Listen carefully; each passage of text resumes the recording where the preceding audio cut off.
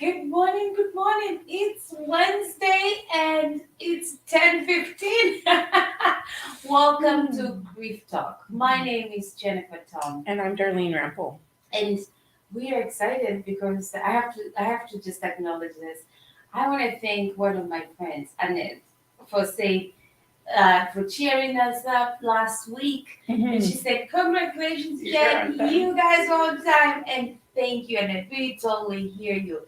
You know, keeping our word and being on time is very important to us.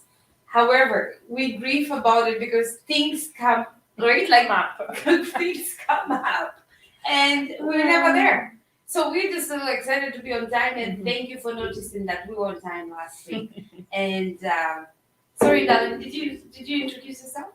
Yes, I did. Oh, it's Wednesday. Please grab your coffee. Invite friends. Like this month, it is the theme is about the art of communication. And as I shared last week, I love this theme so much because I am living it. I am feeling it. And it is, right? Like all of us, just the way we say we're all 100% givers, we need to learn or master how to communicate because conflict will happen. Yes. Conflict will come when you don't even see it. And when I say that, it's because that's what happened to me. This year, it's been conflict. And I'm like, okay, where am I going wrong? And that's why I went deep to research and learn how to deal with conflict because it's surrounding me and I don't know why. It's the cloud. I cannot make excuses, but it's happening. So this topic is dear to me and I love it so much because I'm learning so much. So I'm gonna let Darlene summarize a little bit what we talked about. If you missed it, please check our podcast and check our website. Just listen to it. It was amazing. However, Darlene will summarize for us. So we were talking about conflicts and the different areas of conflicts. So almost all our conflicts can fit into 5 areas. The first area is probably the one that we sometimes ignore, but usually it's in ourselves. So we often have conflict in ourselves, and that's struggling with ourselves. That's not liking ourselves. That's not wanting to grieve, or any amount of things can cause a conflict in our life, or what we believe about ourselves. The other conflict is in relationship, and this is probably the most the most popular. Jen's talking a lot about that when we talk about the art of communication. It's usually because of a relationship, and so we have conflicts in our relationships. We have conflicts with society, with our culture, with what's going on in the world. Especially we've seen in COVID how that things have polarized, and there's been so much conflict in our society, and what we thought were norms are not norms anymore. The other thing is with nature. We have conflict with snow. That's our big one now since we're in the middle of a snowstorm. But we're trying to go somewhere and we can't. Maybe a disaster happens and it's causing us conflict in our lives. And then the fifth one is our spiritual. We often have conflict with what we perceive as God. We have conflict in our churches. We have conflict in with who we think the almighty power is, and so that can often cause conflict in our lives. So usually our conflict fits into one of those 5 areas. And so Jen can just show us what we need to do. I love that. So I learned about it's called the solution cycle. So before we get into this, we talked about before we get into the conflict conversation, we need to check on ourselves. We need to check our attitude. We need to check our motivation. We need to check perspective and the tact. So those were so good. I love that. Just to add on that, before we move into our today's topic, is that the solution cycle too. Like we need to accept so that we can move forward. So the weather, let's say Darlene is talking about the weather and the conflict, we need to accept it's snowing. We didn't get any warning that it's going to snow, right? Or other areas, like acceptance is a number one to solution. The next one is ask curious questions, right? Like, how come the weatherman, anyways, that is totally bad. How come the weatherman did not tell us it's gonna snow, right? Like asking those curious questions. And I love the third one is acknowledge, right? Take responsibility for your actions so that we can build trust. So all those things, like I'm learning so much, right? Asking curious questions. But I struggle with when you're really hurt and when you're hurt, it really hurts. Like we know what you're talking about. It is, I feel like I don't want to ask any questions. So that's where loss and grief comes in because we already hurt. So we need to grieve the loss that has happened to be able to ask the curious questions. So we can talk all day about this. But just, we are learning, we are growing, we're finding ways to navigate life as we master this art of communication. So today I am so excited because we are going to move from, because art of communication is a broad topic. So we're going to move from conflict communication now to non-verbal communication. I love the non-verbal because, oh my goodness. Okay. Yeah. Talk to us about non-verbal communication. So how many of us have heard it's not what you said, it's how you said it?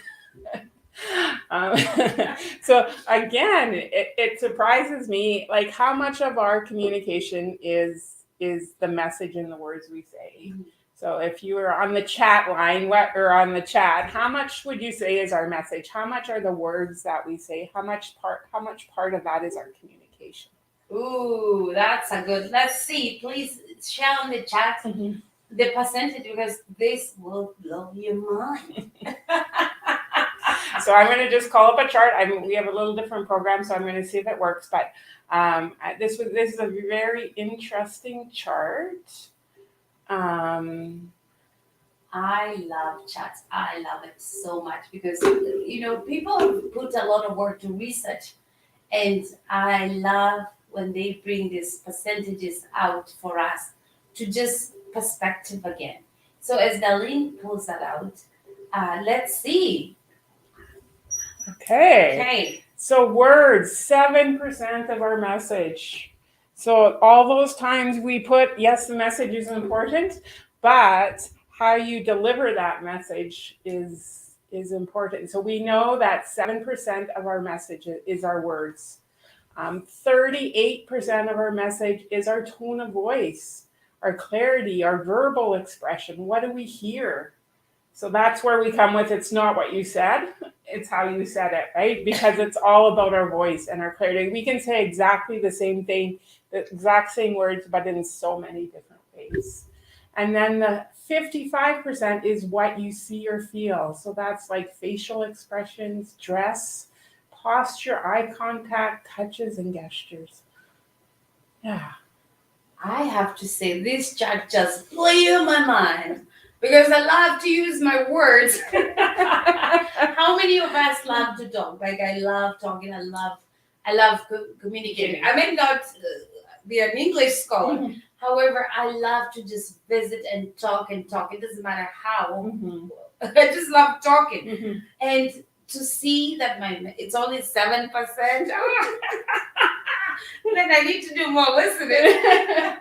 That is interesting. And then the other thing is 38% the tone of voice. Oh my goodness. Okay, most times my tone of voice is not very good. So look at that. Like it's such a self-awareness church, right? To know that I need to work on my tone of voice. Because right? I could be anyway, I'm not gonna go there, but tone of voice is huge for me that I need to master that. And then 55%, I have no problem with facial expression. Yeah, very animated. So again, but then again, if you're a person, so again, I'm a person who doesn't show a lot of emotion, and so I've actually had the comment that I don't know where you're at because I can't see it. So if we always have that same expression, sometimes we talk like we can master that, and So I've actually had people say, I don't know what you're thinking. Like it bothers me because I don't know what you're thinking. And so we could go either over animated or under animated. But it's really interesting, not only for us, self-awareness, but how do we listen to people? Are we just listening to their words? And according to this, we're not. We're everything else. They say the first 7 seconds that you meet somebody, you've already made your conclusion about them. And it's not by what they said. It's by how they look, their appearance, and how they talk and their expression. That is so interesting. So the challenge to our friends who are listening today is how do you do the nonverbal communication? Are you like me who the the tone of voice needs some work, or I need to reduce my wording or my facial expression? Like, where are you at? Right. And just that awareness of us knowing it's not about the words we use. It's the other percentages that are come up. That is so interesting for me. And again, I'm going to work on my tone of voice. But I also have to say the eye contact is huge because there's cultural, like where I grew up, eye contact is if you use eye contact with somebody who's older or you're trying to communicate, it's actually rude, right? So moving to this culture here where eye contact is very important because it brings trust and people read you through the eyes. It took a lot of work for me. I'm still learning to practice. I feel like sometimes I need eye contact or something so that I can keep my eyes wide open. But how do you navigate that, Dali, where there's some cultures like looking straight in the eyes, it's actually very rude. And then you go somewhere else where you're supposed to look like, how do you navigate that when we are saying what you see or feel is the biggest non-verbal, which is 55%. How do you navigate that? Again, it's a being aware and in the present, right? And so reading those nonverbal. So if you are with somebody and they're not making eye contact with you, then what is that saying to you? Is it that they respect you? Or usually it goes to at least in our culture, if you don't make eye contact, then something's wrong, right? They don't want to look, they're either ashamed, they don't want to look in you, they don't respect you. But if you have somebody, but again, opening your mind, if they're from a different culture, maybe it's respect. And so again, being aware of verbal, because they're not going to say it to you, but you can tell by their body language, you can tell by what they do. And so again, verbal communication is very important to be able to learn to read people. That's amazing. Thank you for sharing that. So again, Grief Talk is where we share lessons learned through life and loss. And this is one thing that we love, right? Like we've learned. And how do we circle it to grief? So this is Grief Talk Café. We love to call it, where we share again. And so how does that relate to our passion, the love that we love to do, the work we love to do on grief? Well, for me, it's again being aware of this is when that we're talking to people, that we can be aware of what's going on, their facial expression, and we can actually acknowledge something. So if we see something, we can acknowledge it. Because often in grief, we pull back. We feel like we aren't being understood. We aren't being heard. And so often, we've been taught, go isolate. We've been taught, don't be sad. So all these things that we've been taught, again, when we can know about verbal communication, we can start practicing and being able to see that person, to be able to be there for that person, and to help people feel, right? Because often what they say or is not really how they're feeling. And that's why I love horses. And so if you've ever worked with horses, so we work with horses through our horse connection program, but horses are not verbal. They nicker a bit, they have different voices, but most of their communication is nonverbal. And so if you want to learn about how to read people, how to read, you just need to come spend some time with our horses. But it helps us connect because they'll reflect. So I have a picture. Hopefully I can get this up. Yeah, as we get that up, I'm just gonna chat about the eyes again. For for people who Mhm. have maybe some background like I do, where looking direct in the eye, making eye contact is meant to be respectful, or vice versa. Anyway, this is how I practice. This was my technique. Mhm. I told myself and I practiced it that when I look at somebody, if we make eye contact, I say in me, I wish you love, health, and abundance. And there is a powerful connection when you look at someone and just say that inside, right? Like every time I make contact with anybody, I say, we should love, health, and abundance. And we could totally be from totally different places, cultures. I don't know you, but as soon as I say that in our eye contact, there is something powerful that happens. So there is a challenge for you to try that. That's how I practice to make eye contact. Okay. But and again, when we make eye contact, again, when our thoughts determine our posture, and so just like Jen says, when she starts thinking about love, her verbal communication changes, and that's what changes. That's what people notice. We notice nonverbal probably more than we're aware of. Yes. Oh, that's so good, darling. I didn't thought of it. Yes. No wonder I feel good when I make eye contact. I'm like, oh, I love you so much because love is everything. Okay. All right. So this is Twix. And so this was an amazing picture we were having. I had a photographer. My friend came out and was photographing when we were having the session. And Twix, this is an interesting thing because when you usually see Twix, her head is down. She's just like kind of there. But she was working with somebody and they got this great picture of her. And she is so expressive when she's usually not expressive. So I love this picture because she's kind of like sassy. You can see her ears are kind of cockeyed. If you look into a horse's eyes, you see so much. And actually, they even like wrinkle their eyebrows, so you can tell with nonverbal communication when they get a bit of stress, their eyebrows would wrinkle, and yeah. But this is just a great expression. So what would you say she was expressing, Jen?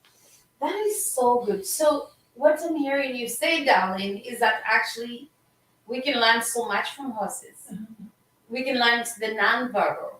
So by the eyes, it's right. Like just looking at Twix, I'm just thinking. What are you thinking? Okay, let's be clear here. I love the work with horses, and it's not. I'm not an animal person. Let's just be clear. However, there's something powerful that I'm learning about horses. I'm looking at and also working with Darlene and getting familiar and getting to know how powerful horses are. And at first, I was scared because it's a big animal. And so looking at Twix, I'm like, okay, because these are therapeutic horses, and when you meet Twix, it's like he just like my experience was calm, right? With the business of life and things in life, you look at a horse like his eyes right now. It's calming for me. It's like, and Darlene, sorry, this is totally. We remember Grief Talk. We don't practice this. We just share. There's a statement that you say about horses and the heartbeat. Yeah. Do you want to share that? Because that's so powerful. So horses it's kind of like their sixth sense. It's that, and we all have it. It's that magnetic. It's like a presence or it's like magnetic force around when their heart beats, right? Because your heart beats because of electric energy in your body. And so a horse's heart is huge compared to our heart, and their heartbeat, that sense of their presence, goes 40 to 50 feet around them. So again, horses are very herd animals. They love community. They're very social, and they're in herds, and they're often quite far apart. So that's how they keep communication. Is they can hear that, they can feel each other's heartbeats. So when a horse, if there's something, they're all eating in the grass, and something scares one horse, his heart rate goes up, and then everybody else's heart rate goes up, and they all know, oh no, we have to run, or something's here. And so when you're in the presence, and because their heartbeat is so much bigger than ours, when you're even within 40 to 50 feet of horses, and again, that's why some people will say they just walk into a barn of horses and they feel calm. It's because then our heartbeat matches theirs. Like, so it actually lowers our heartbeat and actually calms us down. It's not. But, oh, so good. So good. So good, darling. Yeah. I'm excited, especially summer is coming, Yeah. and Horse Connection is. We are going to just have so much fun with the horses and learning more. Please stay tuned with our programs. Please share, because this is powerful stuff. This is stuff that we need when life events. This is we need all the resources, and Stronger Life Connections is here to find resources and to find ways to navigate, because remember, we are all 100% grievers, and any resource we can get will help us to live fully. Yes. So, darling, thank you so much for sharing the chart and the horse. And what expression did you read? The non-verbal on that one. What was yours? she actually is sassy. Like, it was kind of that sassy, like, I'm here look. Because she's always usually not calm, or usually really calm and maybe not quite as expressive. But when you listen, and this is the last point, is what I've learned with horses is when you start listening, when you start looking for those communications, horses are subtle in their communication sometimes, but when you start listening to them, it's like they come alive. So Twix is one of those horses that if you make her do something, she's very compliant. She's a gentle, great horse. But when you start listening to her, she actually becomes quite sassy, and right, her personality comes out. And I think that's when, just like us, right, when we have people that maybe they're flat, right, maybe they're disconnected, but when we can start listening to those when we can hear those verbal, when we can hear what they're not saying, and we can acknowledge that, it will change their life. That's how we learn to start expressing ourselves, being able to be ourselves. Love it. This Wednesday, we were on fire about nonverbal communication, and my biggest 3 takeaways is, seriously, let's master the chat. Let's our body language, the eye contact, tone of voice. Let's just work on that, because every day these are things we experience in life. This is that we're gonna meet people, and let's read their body language. And let's also be aware of the body language, our own body language, our own tone of voice, our own eye contact. So this was so good for us, and I just want to acknowledge and thank everybody who is sharing our information, who is sharing our podcast, who is sharing our Facebook Live. We really, really appreciate and thank you so much. And also, our group, Grief Recovery Group, started yesterday. Yesterday, yes. And we are so thankful, because we get to practice our communication there. We get to create this safe place, and we get to share from the hurt, because that's a place where we listen. We listen with the hurt, with ears, and with eyes. Yeah. Right now, we find it something else. But we are practicing. We are living it, and this is a place. If you want, please message us, join us, and share our information. We love this so much, and I have no more words, because I've had too much coffee today. So until next Wednesday, please share with your friends. Let us know your comments. What's your percentage of nonverbal communication? Until then, stay tuned. Or stay connected. Stay connected.